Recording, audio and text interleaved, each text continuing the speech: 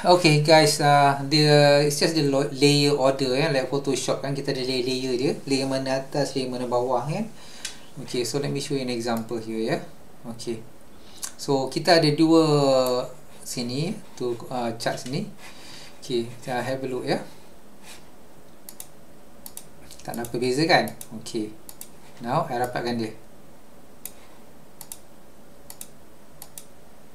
tak ada apa beza kan. Okay, now I tukar arrangement ni, mana atas mana bawah. Nampak tak layer order? Selection, I'm going to change the arrangement.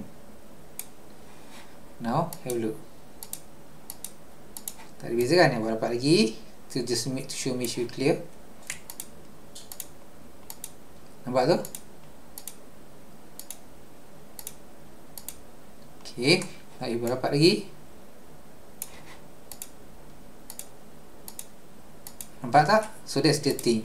Now the error mistake tadi ialah, let me change the error layer order ni atas. See what happens now. Saya buat dekat, hilang kan. Tak ada apa beza kan. Okay, so the layer order ini ni kena atas.